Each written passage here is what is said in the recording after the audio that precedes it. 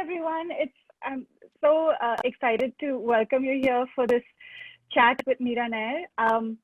I just want to introduce her briefly.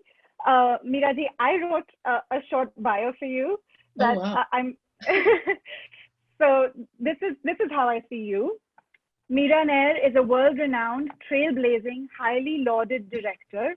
Her awards are so numerous that it might not be possible to list them all in an hour, and author who is known for the way she reveals the extraordinariness in ordinary lives, her boldness in telling the untold stories, and her engagement with the dualities that exist in the world she is creating. Mira has inspired many people with her unapologetic approach to storytelling and the line she is now famous for: if we don't tell our stories, no one else will. Her films are imbued with the gamut of human emotions while being rigorous in their specificity. Her zest for life, erudition, and generosity of spirit encourage me as an artist. It is my honor to welcome, under the auspices of Kalakars, South Asian Women in Entertainment and South Asians in Entertainment, the director of Monsoon Wedding, Queen of Cartway, Mississippi Masala, Vanity Fair, and the upcoming mini-series Suitable Boy, Mira Nair. Oh, thank you, everyone, and the dog. It's a great pleasure to be here. I have kind of one arm only. I'm in surgery with the other shoulder, but well and happy, and really happy to be able to look at the screen and meet all of you, even if it's on a screen. Because when I started in this business, especially in New York City, where I am now, there was no Kalakar, there was no kind of group that brought us all together, that we could talk to each other. So I really welcome being asked to speak at Kalakar, and I hope this will be an interesting evening. So, Miraji, usually we keep the audience members keep their cameras off, but if you would like just to see the panoply of faces and people who have come, we can ask them to keep their cameras on. They'll be muted. We'll chat for about 45 minutes, and they'll be muted until quarter till. And then we can take questions. Keep the cameras off, because Nasser Ahmed is having a fantastic time in the gym, and I'm not kind of wanting to witness it. Great. Okay. So if everyone could please turn their cameras off. So maybe the cameras could go off for now, and then when we finish talking, just because it's a bit distracting, but I love seeing everyone. But and then we can turn everything on, and hopefully have turned them on. Wonderful. So, Miraji, I wanted to ask how you got your start in filmmaking. Did you always know you wanted to be a filmmaker? Thank you. No, I did not even, know about films, but let's just ask Ragini Jain to turn off her camera, as well as Alan. Thank you so much. And Johan, Tom, and him. Thank you. I'm directing overtime, everyone. Sorry about that. It goes with the territory. I didn't even know about cinema as a medium, as anything to be taken seriously or even enjoyed growing up, because I grew up in Orissa in the 60s, and there was no movie cinema till I was 8 years old. And it's still there now, and there was only one. It's called Ravi Talkies. And so I only started looking, and of course there was no television, there was no visual running thing.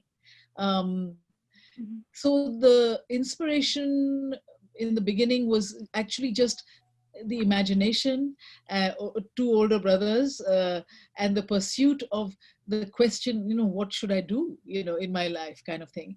And well, anyway, long story, a little bit short, I sort of harnessed it and actually falling in love with the theater, falling in love with Jatra, the traditional theater that would come through Bhubaneswar in the festive seasons. And I would go off with my driver in school halls and see incredible stories of Prahlad Nataka or things from the Mahabharata for about maybe 10 days in the year.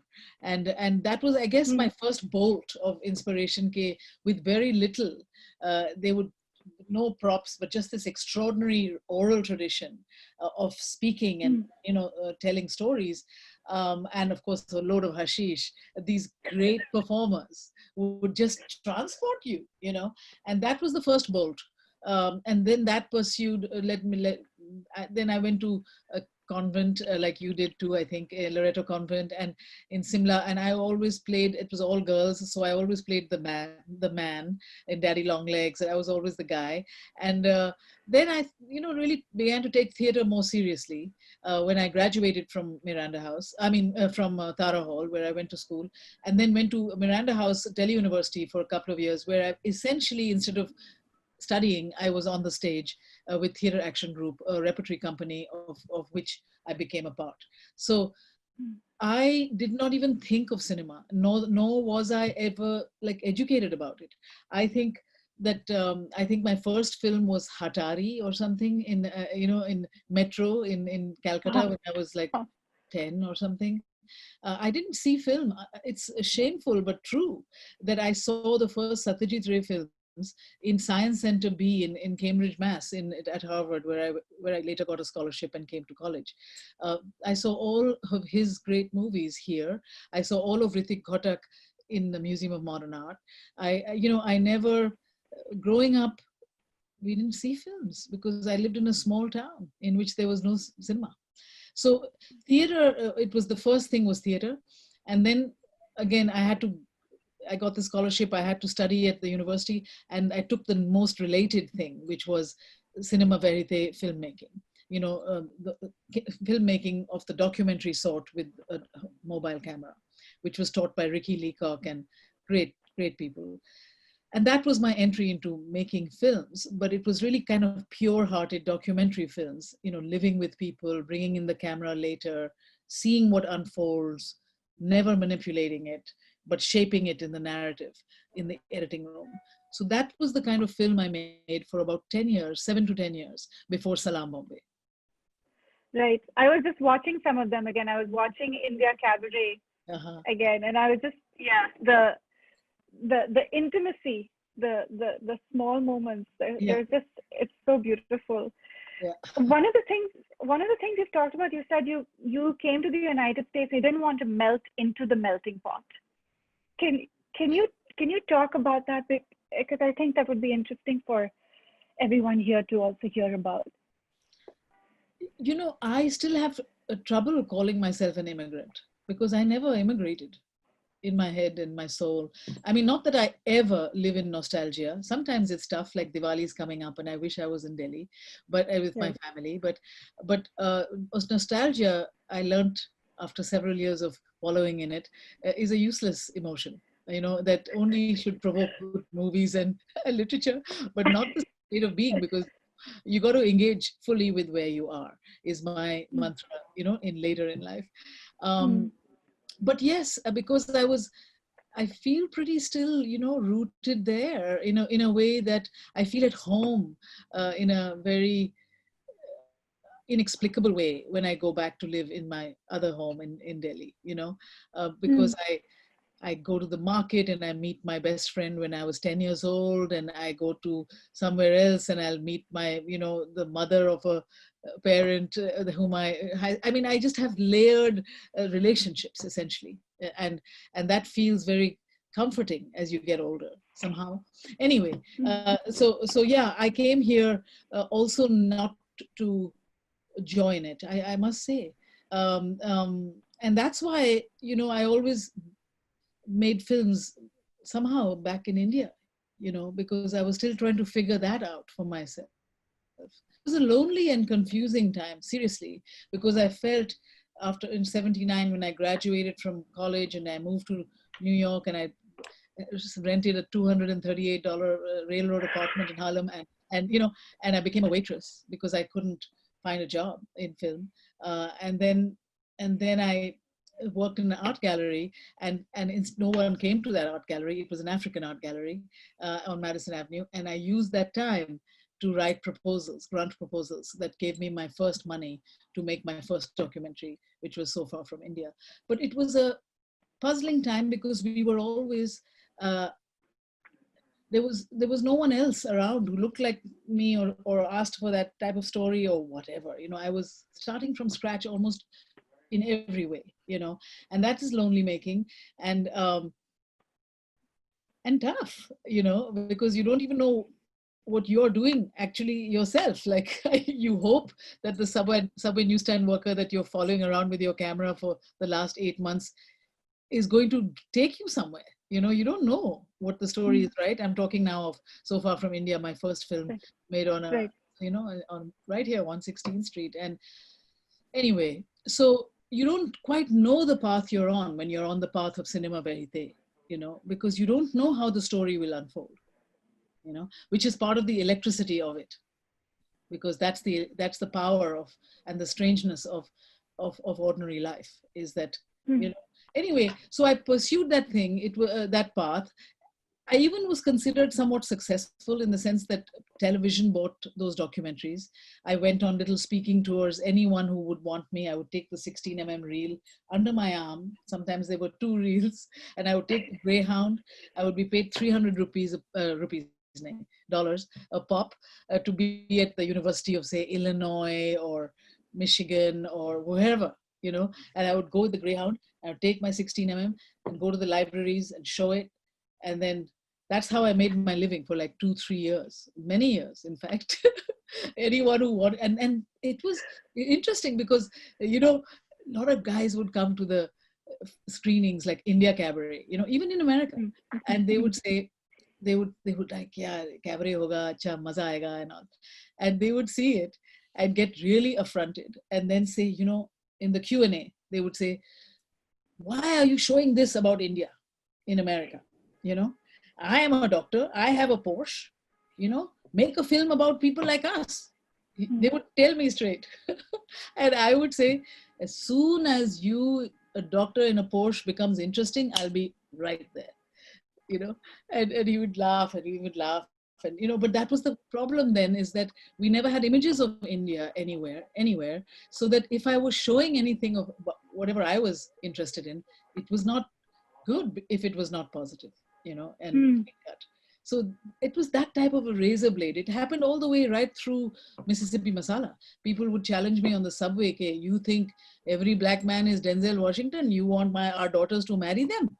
You know, they would just get me like, they would just like talk to me like that. They, you know, so that's who we are. And that's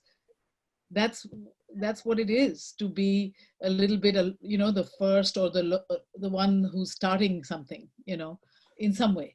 So I'm very pleased, really, that's why, to be at Kalakar, because that means there's a lot of us now, and it's a tricky road, but it's a necessary road. And it's a road that I was just saying the other day that we should not be grateful to be at. We should say, what we will show you, what we will make, is a extremely valued part of this fabric of America. And you would be the poorer for not seeing it, for not knowing it. And only I can bring it to you, is generally the vibe that I think I feel, and we should all emanate. I love that. I'm going to ask people to please drop their questions in the chat so that, you know, at 15 minutes till we can start opening it up and you can ask Miraji the questions. I love what you were saying about, you know, that about not being a supplicant. That's what I'm hearing you saying, that you have something to contribute and and offer. And I guess for all the people who are present here, I want to, what was, when you were carrying those reels under your arms and you were going to all those places, what was the thing what was the star you navigated by? Because it's a challenging, it's what, you know, it's challenging to be an author. And I've seen you on set, and I've seen how you pivot when there's a challenge. And, you know, I'm just like, what would you say to the people who are here about how to deal with all those bumps and the challenges? I think make rejection your best friend. Number one, you know, make rejection spur you on rather than kill you. Because if you're going to be deflated by it, you're not cut out for this, because it's really tough, you know. Especially if you're not trying to make the all-American film or whatever, if you're not trying to necessarily fit in, you know. So that's one thing, to be spurred by rejection, and to keep those who understand you and who take you further close to you, you know, create a community of cherish those folks who understand your sensibility and who probably have the same issues themselves of the struggle. Um, learn your community and take care of them. You know, you see me on set now after 25-30 years of making films. You see Declan Quinn, my cinematographer, or Stephanie Carroll, my designer, or Arjun Bhasin, my costumer, and so many others. We've been working together for 25-30 years, and there will be more new folks, so many new people, but it's a beautiful shorthand to speak with those who understand you, but also those who challenge and take you further, you know. So that's an important thing. But in the beginning, Mahira, what was really nice about coming here and not being with my family in India and with the social pressures of anything and everything was that I was left alone to find my own voice, kind of in a different form of Lata in A Suitable Boy.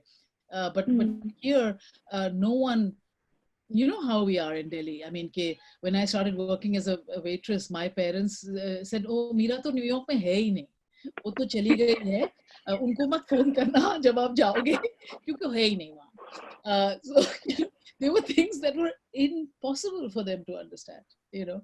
And but the other side of it was that you were doing it for yourself, and you were kind of taking the blows of it and the kind of odd sometimes joys of it for yourself and your this new community that you were beginning to build, you know. So that was good training for the independence, you know, for what independence means in artistry, that you have to find your way and and and have the focus and the rigor to keep practicing it, not to take a left turn and say, Achati, I'll make about 20 BMW commercials for about 2 years. I'll make lots of money. I'll have a BMW, in fact, and then I'll return to Salam Bombay too. वो सब नहीं होता है. Sorry, but I'm just getting to the heart of the matter. No, I love one of the many things I love about you is that you're unapologetic and you don't pull your punches. You tell it like it is. We need to hear that, you know. Yeah. Those of us who are starting out, those of us who are on the path, like we need to hear how you navigate these things. Yeah, well, but in the beginning, I mean, you have to engage and you have to, you have to like actually love the game to play it, but not lose your own sight in it. You know, not lose why you're there playing it, which is what often happens when people play the game. They lose who they are just to join the game, and that's not what I stand for. You've talked about how you've turned down some high-profile, big-budget projects to make the kind of films, to tell the kind of stories you think you're the best person for. You're the best person to tell those stories. Can you talk more about this? How do you choose the stories? How do you know what is the right fit for you? Well, thank you, Mahira. I mean, often it is that sometimes if it's written, like if they're novels, they choose me. You know, they not choose me, but like, yeah, I guess they do. They just get me and I'm captured and I can't let go of them. Or in many cases, even an idea that cannot be let go. You know, like the idea of making a film on street kids in Bombay. It just possessed all of them. All of the independent films come from that place of instinctual, got to do this, can't think of anything else. You know, those are oftentimes the best movies. But I never turn down the possibility to practice my craft. So I make a lot of short films, especially like about 5 years ago or so. I think, I don't know when I made the last one. I think 5 years ago. I make a lot of, like, some people make commercials, but I love those short films. You know, I get asked by so-and-so and so-and-so UN or some place or the other to join 10 directors to make a 10-minute film on, on inequity or on whatever, on millennial development goals. And then I'll just skew it to make it whatever I want to make, you know, and I'll have very nice time making it because it's 4 days of full freedom to make my own thing, you know. But mostly I've been making fiction feature films in the last 15, 20 some years. But as you know, because you were the lead of the play, I've spent literally 10 years, literally maybe even more, 10 or 11, making Monsoon Wedding the stage musical, which is finally going to open next year, I hope, end of next year. and that took a long time because we have a great team and everyone's super starry and very busy and always doing beautiful things. So to get us all together and to just to practice a musical until it's right, it's a very expensive and hard process. But anyway, so that's what I've been doing, sort of actually going from film back into the theater, and then now with Suitable Boy back to film again. So I feel rich for it, I must say, because I started Yeah. with theater. Yeah. There's a question here from a gentleman named Mira Jain who's asking what your experience was working on Queen of Katwe. And I also had that question because it centers people from Uganda. There are very few Caucasian people in the film. What was it like for you to have that? None. None. So what was it like for you to pitch that to get support and production? And how are you, because we also have South Asian women in entertainment here, how are you how did you know as a South Asian woman you were the right person to tell that story? Yeah, thank you for that. Well, some people may not know that I have lived now in Kampala, Uganda since 1989. I made Mississippi Masala there at that 1990 and fell in love there, married my husband who is Ugandan Asian, and we have lived there ever since, between there and New York, but largely there for several years. Our son was born there, and we have a very active home and film school there for the last 15 years too. So Uganda is a home, really sincerely a home, and ever since Mississippi Masala, I had not made a film there. After living there for so long, and I wanted very much to, but wasn't actively looking for it. In fact, I was preaching the other, which is that you tell your stories. Let's train folks in Maisha, in our film school, so that we create East African film culture told by East Africans. So I wasn't looking to, as such, make a tale, but in fact, it was Disney that came to my garden in Kampala in the shape of Tendo Nagenda, a fantastic vice president of Disney who happens to be Ugandan, and carrying this newspaper clipping about Fiona, this girl 15 minutes away from us in the slum of Katwe, had just become a chess master. And he said that this just makes him, he really wants to make this, and he'd really hoped that I could make it. And we walked in my mango grove and so on, and I said I'd love to meet Fiona, and as it happened, 3 weeks later I was back in New York, and Fiona was playing at Lincoln Center, playing Gary Kasparov, and I met her here, and we just got along like a house on fire, because I speak little bit Luganda, I get by, and she speaks English and Luganda, and we were just teasing and laughing and having such fun. And I said, absolutely, I want to make this film. And that was how. And also, we've trained a lot of filmmakers there. So 30% of the crew of Queen of Katwe were from my school, our school, Maisha. And that was like a pinnacle, in a sense, that they were all good enough to join a Hollywood Union film, in any case, and all that. But also, it's really, was like Salam Bombay in so many ways, to be back in the streets of Katwe, to work with kids who lived there, to find Madina, the extraordinary girl who played Fiona, to, it was really, it's such a true story that it inspired me at every turn. I just met Fiona's mom, because she actually does buy the house for her mother with her earnings. And funnily or beautifully, Mahira, when they bought the house, it was just after we finished shooting, and I invited the family to come to my place, and we were just having tea, and the mom tells me that when I get my home, I would like you to plant my garden like your garden. Wow. And I said, absolutely. So from my own garden plants, I took a whole truckload of 80 nursery seedlings, and I planted their garden in Mintiana, outside Kampala. And that's where they live now. And then somebody gave her a smartphone, and every time a flower bloomed, her mom would send me a portrait of the flower, for about 2 years, So it's just a beautiful, beautiful connection, and a way to make a community come alive in a way that I also know. I took like like it was all it's 15 minutes. All the locations of Queen of Katwe are 15 minutes from where I live. So I know Mm. these places really well, and I know people, and they teach me. So yeah, that's how I approached it. Sorry if I'm going on too long, but that's No, yeah. that's wonderful. I wanted to ask you, you've mentored a lot of really incredible people. You've given them their start. You were talking about Arjun Bhasin, Yes. who's a costume designer for people who are listening, also for the show Divorce and for Mr. Rogers' Neighborhood. And but you've also mentored Zoya Akhtar, Tilottama Shom, Sarita Chau. You've given so many people their start. Can you talk about being a mentor? Is it something you do consciously, or is it just something that happens? I know you create a very nurturing and fun environment on set, so that people want to come to set and work. It's only now that I can say to you that I like to use the word mentor, because that's a heavy mantle to carry.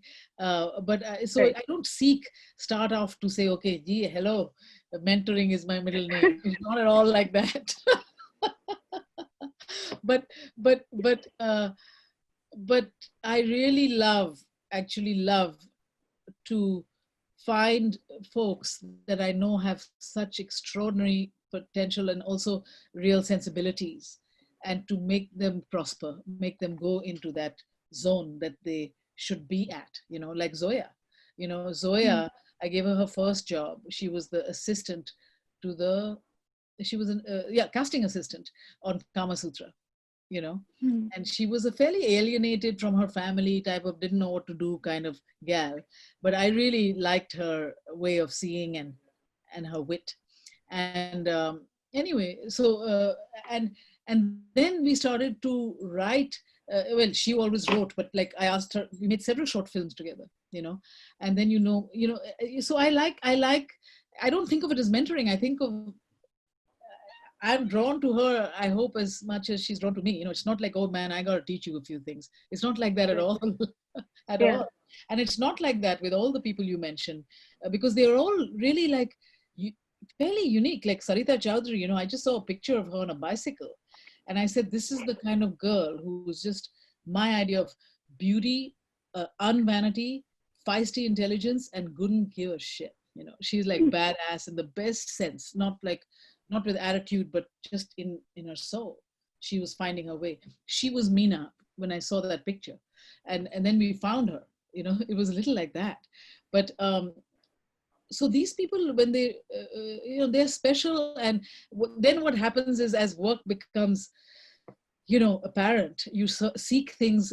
In case of Sarita, if she was like, she's like, I was so secure in having her in my world, because if I were going in like in Kama Sutra, the other, I wanted to cast like bravely, dangerously, and it's a fairly untried zone to make that film. and and to have Sarita, to have Indira Varma, who never faced a camera before this one, that Kama Sutra, yeah, she had not even finished drama school. She was 20 years old, 21 maybe. And these are wonderful talents. So मुझे भी बहुत मिलता है. It's not like it's one-way mentoring business at all. Even the children of the street, even Fiona, I mean, that's amazing. Fiona taught me what I knew how to play chess vaguely, because my son plays competitive chess when he was a kid, but I only knew the principles. I didn't really know it.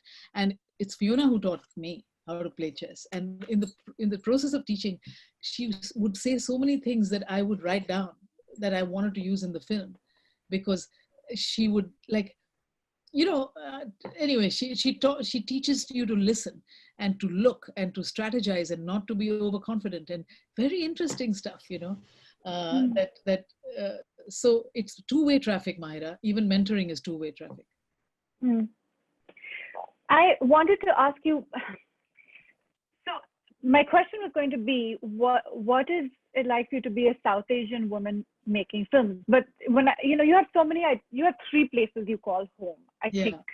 yeah. But there's India, there's the United States, there's Uganda, there's um, uh, if I may, you're of a Punjabi background and you're married to a Muslim gentleman. like that. So it's hard for me to pick one identity for you. I don't know if And that's also I'm equally African, yes. Ugandan. Yeah, yeah, yeah. But because we have so many South Asians here, and from every from various different parts of Southeast Asia, and there are so many female filmmakers now. I just want to ask you whether it is different for you now, being a woman in film than it was when you started, or if you can just speak to that experience a little bit for our audience. Yeah, well, I think in the act of inspiration and the act of making it, the craft of making film, or any theater or expression, I don't think it's different because the craft and the tools of what you have to know are still the same. But what is different now that I see amongst this generation, the younger generation, is that there are real matured systems of sharing our stories and being much more like this, like Kalakar, being much more knowing there is a group out there rather than feeling like maybe you're not speaking to anyone that at all. So, and that came to me as a revelation very slowly. Salam Bombay, I thought, who am I was a New York kid at that time making it. I was making it in India, but I was editing it in New York. And I remember sharing, I think at that time, or maybe it's a previous film with Spike Lee, we are old friends, and we shared the same editing room 24 hours because we paid for only 24 hours. He did 12 hours, I did 12 hours. And so we cost price thoda kam. And so, and then She's Gotta Have It was what he was doing. And it was so fabulously received because there was no black film at the time. And it was just captured the zeitgeist. And I thought to myself, I can never do that with a Hindi movie, Salam Bombay, who'll see it here? But I knew that I wanted to make it for Liberty Cinema or for kids in India, for the kids in India, the street kids. That was a good lodestar for me. Like, I'm not going to make, Hum Jo Kaan Jayenge, Venice Jayana, some fancy highfalutin movie, that would go to film festivals and not to the streets. So that was a good thing in my head, always, always. So, but then that same movie did exactly this lovely stuff, which is went to the festivals, won the awards, went to the Oscar, whatever. It did all these great stuff, but I did not even know that it could be possible at that time, leave alone having ever been to a film festival. I hadn't been to a film festival until Salam Bombay. So the reason I guess I'm telling you all this is that now we have communities. You have to find your creative communities to help nourish you go further. But the idea of believing in what you have to do is still as hard as it ever has been. And the only way to know what it's like is to keep on doing it and making it and being rigorous. That's my favorite word, rigorous with oneself about that. Yeah, that's what I think. I think it's easier now because you have groups, then we didn't. But then slowly, if you speak your thing and it has the pulse of the people on the street, slowly, it's remarkable that I later learned I began to have my own audience. And I didn't expect or know that could be possible. But I remember feeling that for the first time in Mississippi Masala release in England, when people were lining around the block, and the people I saw lining outside were all like mixed race couples, hybridity supreme, kind of wanting to see themselves on screen in a way that they had never. By the way, for the audience of Kalakar, we're re-releasing Mississippi Masala very, very soon. This year, inshallah. But it's 30 years old and many people have not seen it.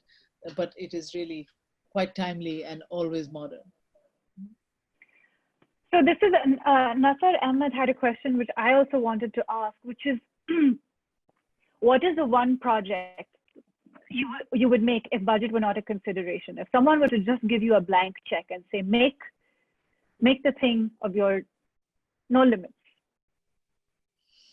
Oh God. Okay. Is that a terrible question? Cliche question. Sorry, Nasir. Your Jim didn't didn't work out too good, eh? So I'll take it. But I always really am telling you, do what I want to do. So there isn't some hearkening, hi, mujhe wo karna hai, and I can't get to it and all that stuff. There isn't anything that I haven't managed to quite fully do that I'm dying to do. So just to say that, that's why I don't have a fatak answer ready. And there is actually, let me tell you, Nasser, no such thing as a blank check, because the bigger the check, the greater they want the pound of flesh. So it's like, don't think for 1 minute that big budgets are liberating, because they're not. You're part of a big machinery at that time, and it's kind of fun and a different way of thinking, but it's not freedom.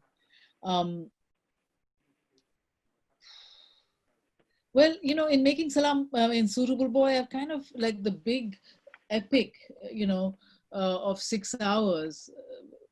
I mean, with some constraints, definitely, but it's so I don't feel like right now I just pretty much do what I want to do and somehow manage to make that happen. Right now, I'm doing something really a piece of my heart, which is a feature film on Amrita Shergill, on the great Indian modernist painter who died tragically young in the 40s.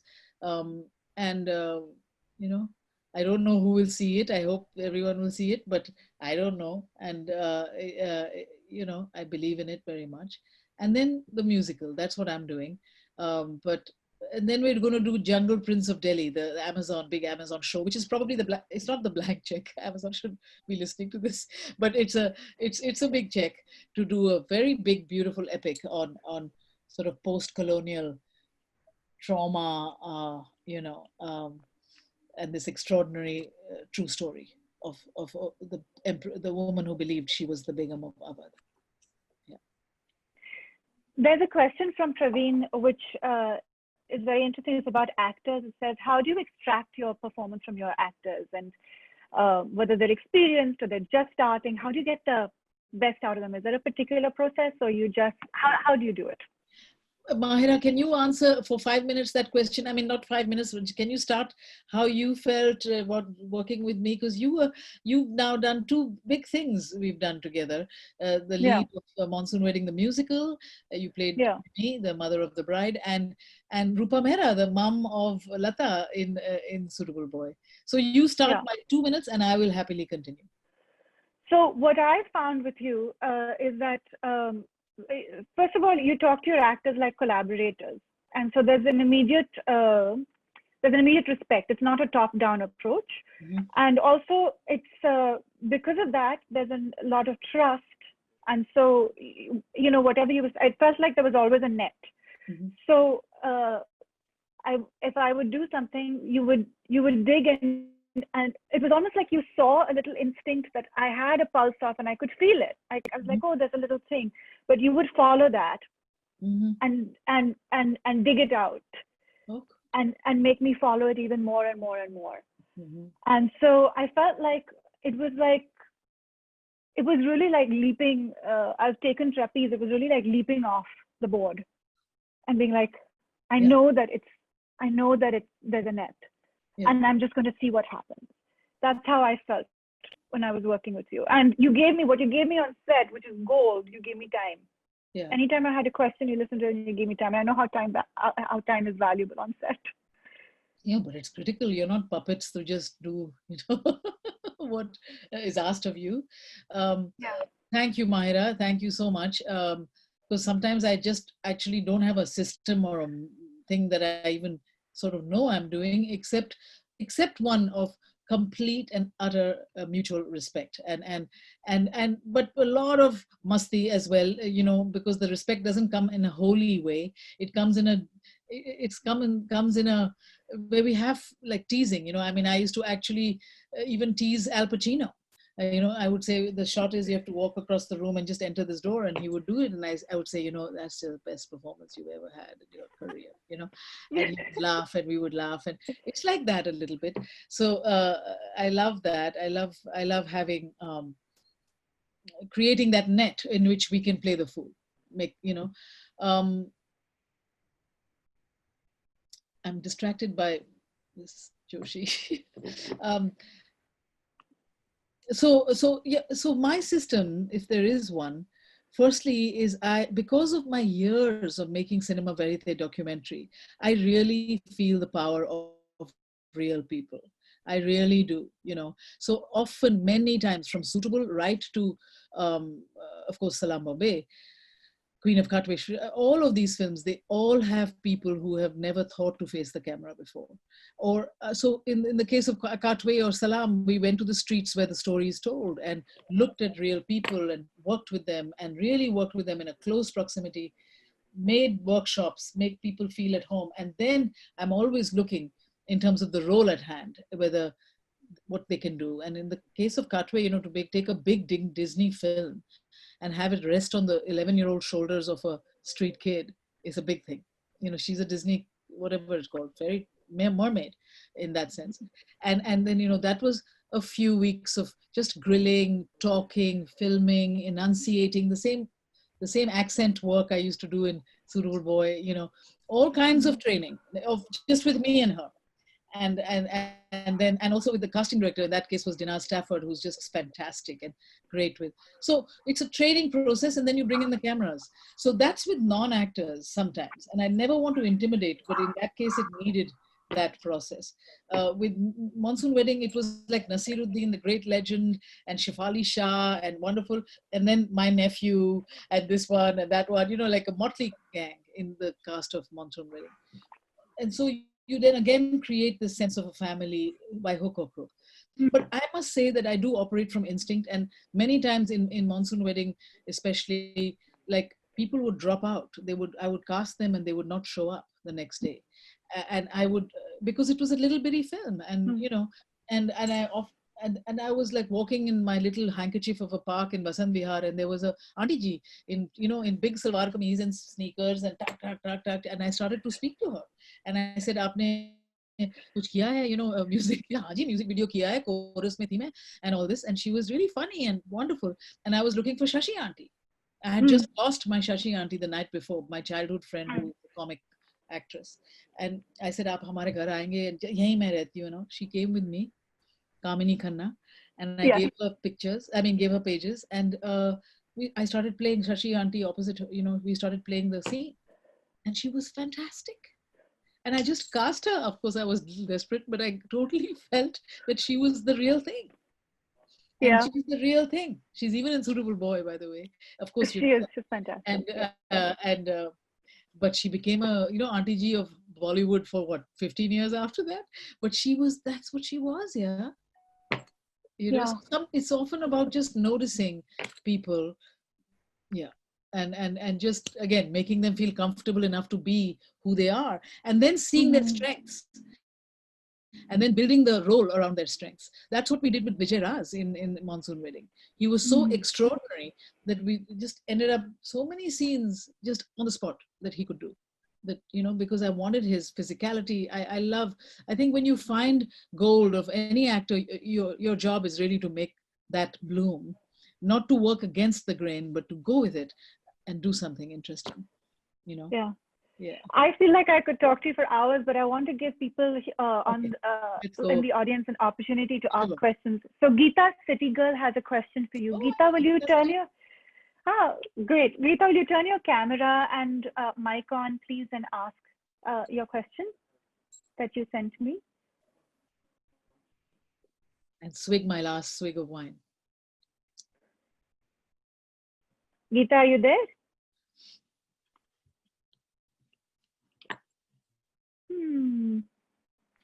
Okay. I am not. Can you? Should we go to speaker view? No. Gallery view? Yeah. Wait. Oh, wait. Vishesh, can you unmute Geeta, please? Geeta City Girl.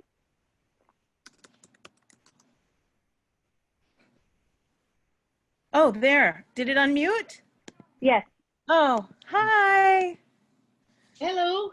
Oh, hi, Mira G. It's Geeta. Hi, How are Geeta. you? It's so good to see you, but may I see you? My camera is not working. Of course it's not. But anyway, so it's me and my 8-year-old sitting here, And she's very shy, but the question is, and I'll just read it to you as I typed it. As you recently honored another journey around the sun, happy birthday. Oh, I know you're a Libra. I'm a Libra as well. During this time of COVID-19 and Black Lives Matter, when you speak of the uncertainties of life, as well as in your early days of film, is there something you practice that you could share with us when you find yourself struggling, perhaps in the spiral of the sheer terrors, burdens, and hurdles of life? Something that helps you surrender as a student in Earth School, that helps you find a sense of peace. wow, you're training your daughter well, Geeta ji. Ah, There is one thing, and that is for me yoga, Iyengar yoga, and I really practice it rigorously. I need it, but I have to tell you, I'm miserable these days. I've ruptured my shoulder, and I cannot practice for at least 2 or 3 or 4 months. So that's why I'm sad as I tell you about yoga, because I really have to find another form. I mean, in these months of recovery. But the other thing that I need, and I get a lot of succor from, is nature. And I'm a gardener. I don't have my garden here in New York. I have it in Kampala, but there are gardens, and I seek. Before I did this talk, I went for a walk by myself to a place called Forever Wild, because I tell you, it has a healing power on me, is to be in nature. Um, and then, I for me it's music. I practice a little bit Indian classical singing, and it is like a form of meditation which still eludes me. I don't meditate. I can't somehow. I want to, but I can't. But it's like a form of meditation. So the use of breath in song is something I love, and has helped me actually through COVID immensely. But basically, it's family as well, and I yearn for actually crossing the oceans these days and going back to my family in Delhi. But yeah, that's how I keep it together. thank I you. keep it together at all. Yes. And Ivana's saying one last thing. She says, Auntie, do you know aham prema means I am love? No, but thank you. Okay. Sangeeta Sharma has a question about BLM and diversity behind the scenes. I'll let her ask the question.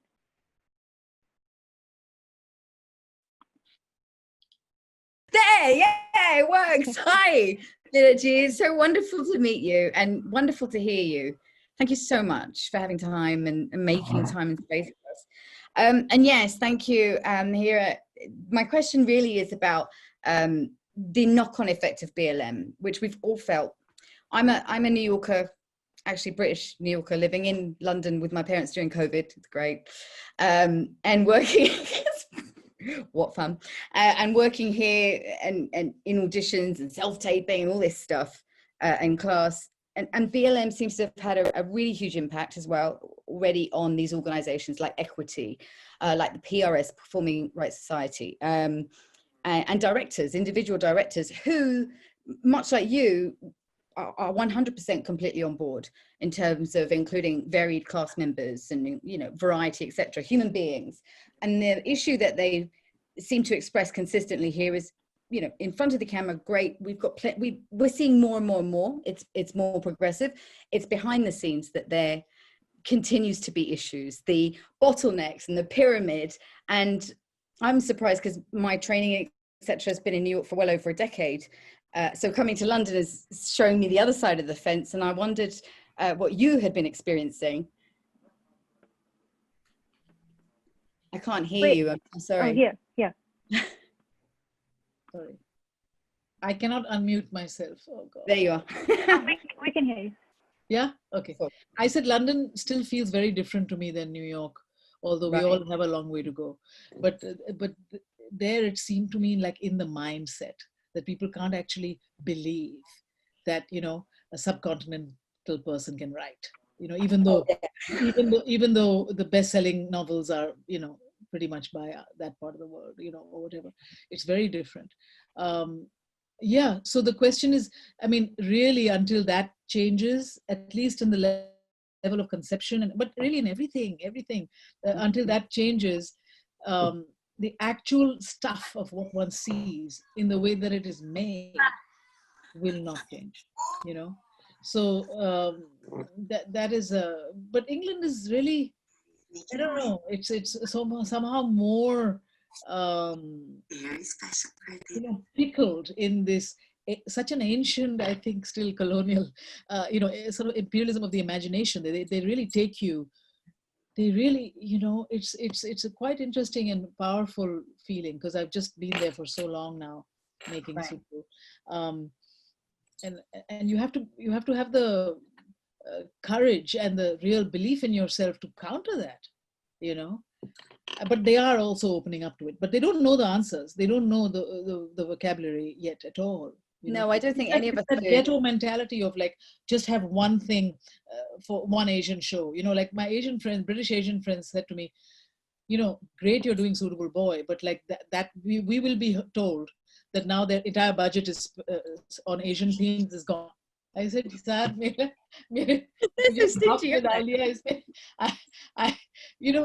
that's why I used to go to town in English press saying, when will goodness gracious me come back? When will all these extraordinary talents that I happen to bloody know, when will they write? When will they be funded?" But they don't. It's a very difficult thing. It is, and from a writing perspective, it's been our first question. But we've been speaking to several people, and biggest questions: Are you a writer? Are you a writer? They are asking us. Yeah. So it's now the avenues and how do we get heard, and having that nuance and having the freedom to not be the stereotypical. I've got to have an arranged marriage. I mean, those conversations were still happening 10 years after I'd left. It really threw me. So I was just curious to hear, your perspective on it, and New York's perspective as well. Is it the same behind the scenes? Then is it that kind of an echelon where it's as we say, a childhood game I used to play to identify cars with my son. It's not exactly the same, but it's milti julti. It's somewhat similar. Okay. It's not the cousin Audi. It's it's a different mindset, I think, here, where it's more open internally and somewhat less educated to the exposure of us all, But there, it seemed to me like about attitude. Like, you really can't do this. We will do this. And then you just like, Wow. I'm just talking bluntly because we're talking to each other. I shouldn't perhaps, but it is what I feel. It is what I feel. Thank you. That is a very honest answer, and I really appreciate it. Thank you so much. Thank you, and good luck, Sangeeta. Nimisha Ladva. Nimisha, I'm not sure if I'm pronouncing your name right. If I'm not, forgive me. But Nimisha had a question for you about telling the difficult truths, or telling the truth fearlessly in a film. She's talking about Mississippi Masala and also Monsoon Wedding. Okay. Nimisha, I'll let her ask you. Hello. Hello. God, I can't get myself here. Hi. So Hello. I'm really fascinated by the contradictions in representing our culture. So, it's Navratri right now, and it's 9 days of blessing the goddess, which is fantastic. And also we there are a lot of stories where women are not, where women struggle or are less than, or anyway, I guess I just want to hear from you how you negotiate telling us truth about our community and the stories you want to tell, in the way you did with Mississippi Masala, but doing so fearlessly, because I find that I don't want to criticize my community in a way that is hurtful to them, but I also want to tell an authentic story in my writing. And given that you seem to have crossed that path, I just want to hear how, any advice you have on that. I think don't worry so much. Good behavior is never interesting. I know. Never interesting. So forget about all this worry business. That is the trouble of being, not in the majority, like not being surrounded by those, because people are people, right? We have warts and all in any community. It's just because you feel like, oh, you're unusual in England or whatever, like you're a minority basically, that we are not confident enough in that sense to be even irreverent about our own people. But let me tell you, just dramatically or anything, it's not interesting to just, no one really cares if you're telling us that we're all good, because we're not, and sometimes our badness is so interesting. The racism within the South Asian community has always been deep, and as much as possible pushed under the carpet, but it's completely there, right? So I'm not saying to wash dirty linen in public, that's not the point, but to find a way to make a story about what interests you. And I would imagine with love. It's not about just washing, just not look at this beauty. I love that. Hi. So, but if you are all constrained by good manners, darling, then you should just forget about it. Well, here's my storyboard on my wall. If you can see, I'm hard at Very it. good. Good, Liz. Keep it going. I hope the kids don't bring their crayons to it. Oh, she's writing her own script, actually. Good. We should thank you and good luck. Thank you. Thank you. Mira, did you have time for to go a little bit over by 5 minutes? 7 5 minutes? minutes. Okay, Yeah. 5 minutes. Okay, great. I have a question from a 17-year-old Oh, from lovely. Arhana Singhania. Hi, Arhana. Hi. Oh my God. I'm like flabbergasted. Sorry. This is like it being in my dreams. So what advice would you give to a 17-year-old aspiring filmmaker? I go to a film school and I'm the only Indian there, and I really, really look up to you, and it's just a pleasure talking to you. So Thank you so much. Thank you. Gosh, you're going to a film school at 17? yes. I was going to speak to Hindi to you, but like, are you getting educated, by the way, before the film school? Because one has to have some education before Yeah, you. it's a high school, and we have like 4 courses every year, and we're right now learning documentary and Fantastic. production, and it's awesome. So Well, one thing is learn what you're learning, but always my thing is you have to first be a student of life.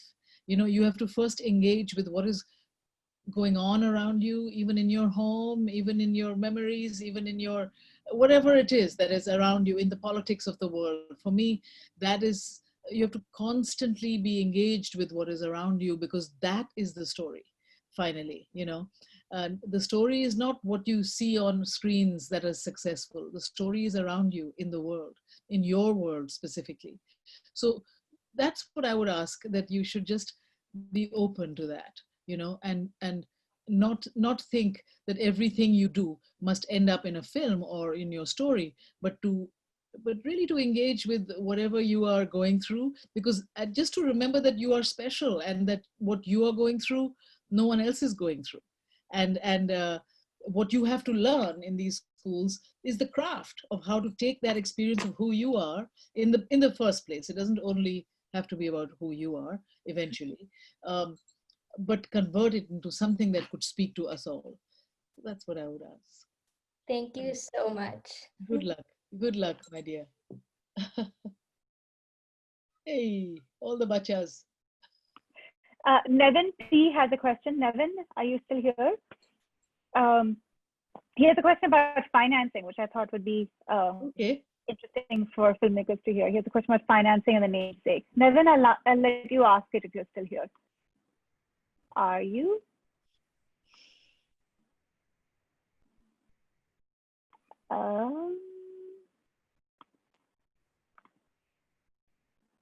Okay, I'm going to ask him because I can't see him.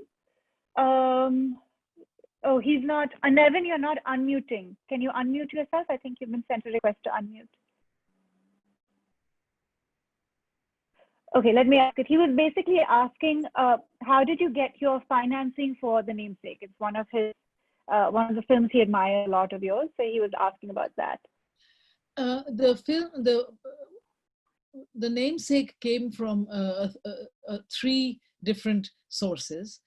We split the budget into one third, one third, one third, primarily so that I could keep full creative control. So no one financier had the control. And 33% came from Fox Searchlight, 33% came from Ronnie Screwvala, which was Disney, which was UTV Films in India, and 33% came from a Japanese company that was my distributor of several films that I had made before. So that was how the financing of Namesake came to be. It's wonderful. So I have a question from Rohini at Rohini Works. Rohini, can you unmute yourself? And it's a question about attention as a commodity, and I think that yeah, I'll let her ask you. She's on the moon. Yeah, just like Rohini. But yeah, I was gonna say that I'm first of all so nervous to talk to you. It's such a pleasure. Thank you for talking to us. But basically, my question is, I was watching you on Masterclass, and I was so struck by how you had like inspiration from a few people. So there's so much content out there. So how do you handle your vision with everything that is out there right now? Sorry, Rohini, I didn't quite get your question. How do you preserve the vision when there's so many people around you? I remember you saying in the introduction and during Masterclass that, you mentioned Ritvik Ghatak, and there were like a few authors that you were inspired by. Yeah. So, my question is like, how do you keep your voice? Because today there's like 10 platforms and you receive so much information and so much content. And how do you put your vision out there?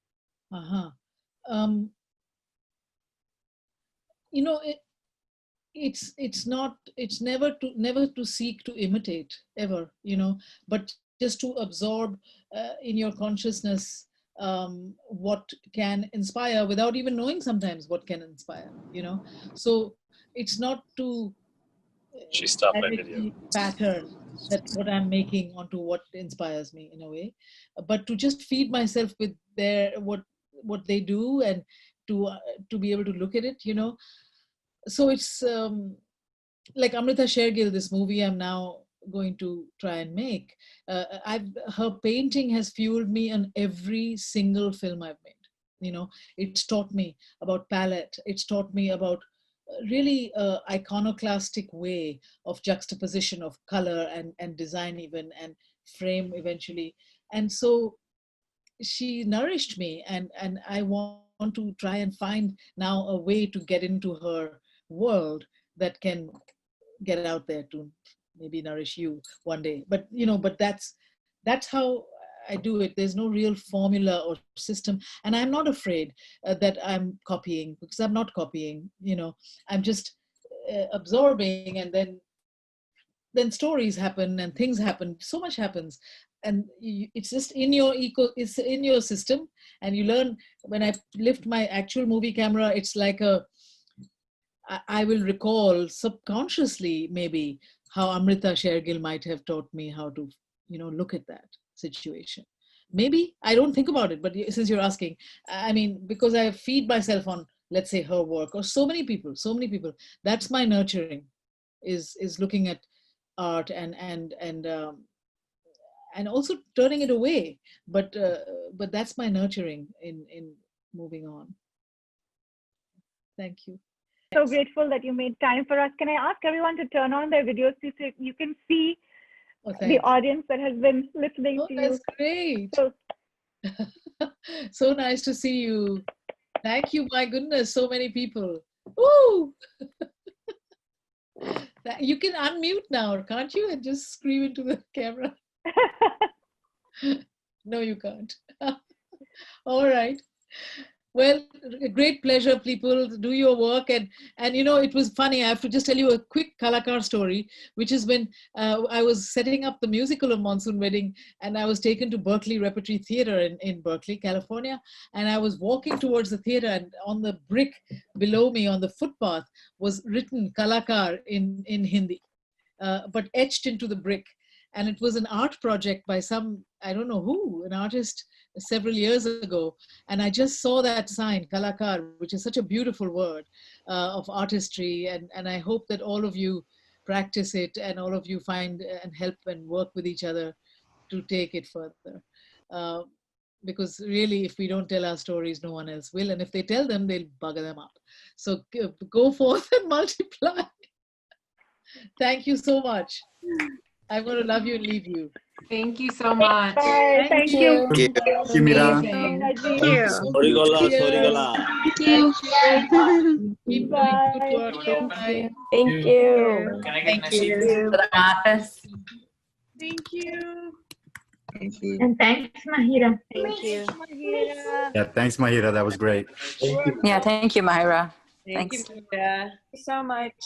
You were so Thank awesome. you, Mahira. Thank you.